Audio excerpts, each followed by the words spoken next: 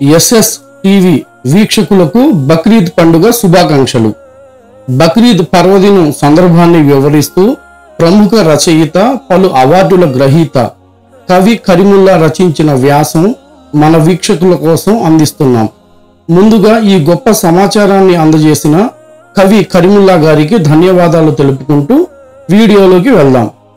నమ్రూద్ రాజరికంపై ఇబ్రహీం అలైహిస్సలాం తిరుగుబాటు నాటి రాజకీయం పునాదుల్ని కదిలించి వేసింది. దైవం మనిషిని సృష్టించాడు, మతాన్ని సృష్టించలేదు. ప్రవక్తల ద్వారా మార్గాన్ని చూపించాడు, మారణ హోమాన్ని కోరుకోలేదు.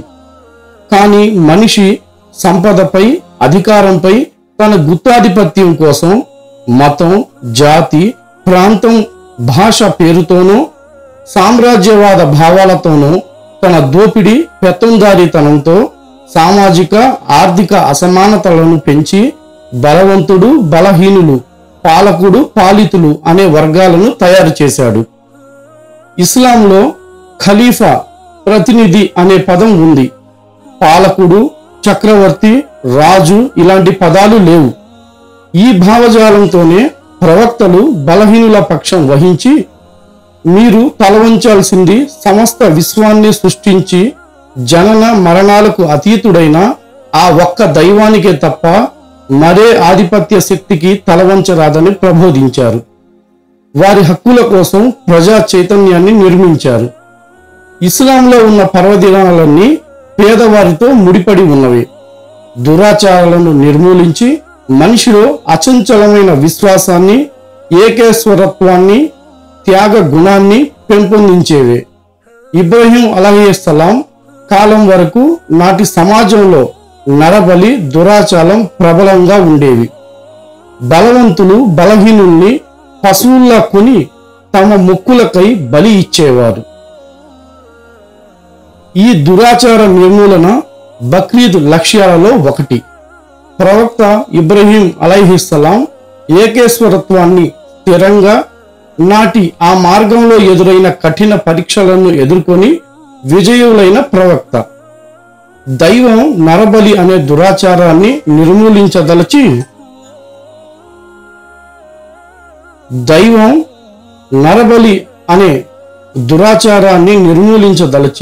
ఓ కఠిన పరీక్షకు ఇబ్రహీం ప్రవక్తను గురి చేశాడు.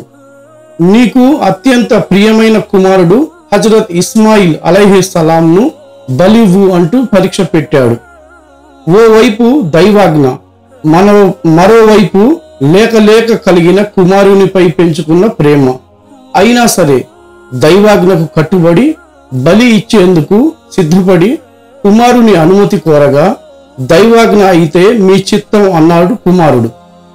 మార్గం మధ్యలో ఎన్నో ప్రలోభాలు ఎదురొచ్చినా తిరస్కరించిన ఇబ్రహీం ప్రవక్త అచంచలమైన త్యాగానికి ప్రకృతి సైతం విస్తుపోయింది.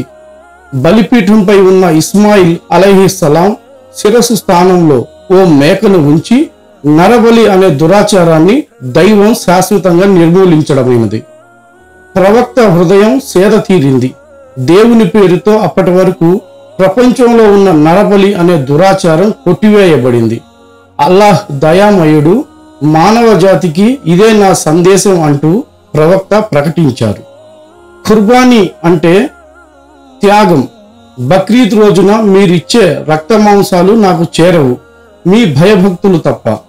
బీద సాదాలకు పంచిపెట్టండి అనేది దైవాజ్ఞ. ఇబ్రహీం అలైహిస్సలాం త్యాగానికి గుర్తుగా నరబలి నిషేధించి దైవాన్ని స్మరిస్తూ ముస్లింలు ఈదుల్ అజహా, బక్రీద్ జరుపుకుంటారు. ఆ రోజు జిబాహ్ చేసిన పశువుల మాంసాన్ని పేద సాదాలకు పంచిపెడతారు. ఖుర్బానీ అసలు ఉద్దేశం బలి కాదు, పేదల ఆకలి తీర్చడం. పేదల ఆకలి తీర్చడం ద్వారా వారికి పౌష్టికాహారం అందించడం. నాటి నమ్రూద్ దుష్ట పాలకునిపై అన్ని రాజ్య హింసల్ని ఎదుర్కొని సకల బలహీనతల్ని జయించి ప్రజా చైతన్యాన్ని నిర్మించిన గొప్ప ప్రవక్త ఇబ్రహీం అలైహిస్సలాం. ఈ స్ఫూర్తిని తదనంతర ప్రవక్తలు అందించారు. ఇబ్రహీం ప్రవక్త తరువాత 100 ఏళ్ల అనంతరం జన్మించిన ప్రవక్త ముహమ్మద్ సల్లల్లాహు అలైహి వసల్లం కనుక ఇస్లాం స్థాపకులు మొహమ్మద్ ప్రవక్త అంటూ యూరోపియన్లు చెప్పే చరిత్ర నిజం కాదు. అది ఇస్లాంను పరిమితం చేసే కుట్ర. మొహమ్మద్ ప్రవక్తకు ముందున్న ప్రవక్తలు బోధించింది కూడా ఇస్లాంనే. వీరిని అనుసరించిన వారందరూ ముస్లిములే. దేవుని ఏకత్వాన్ని ప్రబోధించి ప్రవక్తల మార్గాన్ని అనుసరించిన అన్ని కాలాల అన్ని సమాజాల ప్రజలను అరబ్బీ భాషలో ముస్లిం దైవ విధేయులు అన్నారు. వీరి ధర్మాన్ని అరబ్బీలో ఇస్లాం శాంతి, సన్మార్గం, దైవానికి అంకితమవటం అని అన్నారు. ఆయా స్థలం ఆయా కాలాల్లో వీరి అనుసరణ ధర్మం ఆయా స్థానిక భాషల్లో వివిధ పేర్లతో పిలువబడి ఉండవచ్చు. పవిత్ర ఖురాన్ అరబ్బీలో అవతరించింది కనుక అరబ్బీలో ఇస్లాం ముస్లింలు అని సంబోధించింది. అంతే తప్ప ఇస్లాం ప్రపంచంలోని అన్ని జాతులకు సంబంధించిన మార్గం. ముస్లిం అనేది ఒక జాతి కాదు, ఒక విశ్వాసం. దీనికి బక్రీద్ ఒక సాక్ష్యం.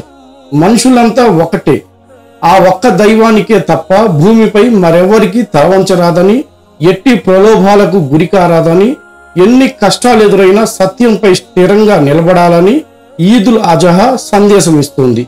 దురాచారాలను నిర్మూలించి కుల మతాల చట్టాలను దాటి సకల మానవ జాతి ఏకం కావాలని బక్రీద్ పిలుస్తుంది. ఇస్లామీయ ఆచరణలను కేవలం నమాజులకే పరిమితం చేసుకొని ప్రతిమా జీవితాన్ని ప్రలోభాలకు గురి చేస్తే ఉపయోగం ఏముంటుంది? దైవానికి భయపడేవాడు ప్రపంచంలోని ఏ దుష్ట శక్తులకు, ఆధిపత్య శక్తులకు తలవంచడు. దైవం ముందు తలవంచని వాడు ఈ ప్రపంచంలోని ప్రతి దానికి బానిసే.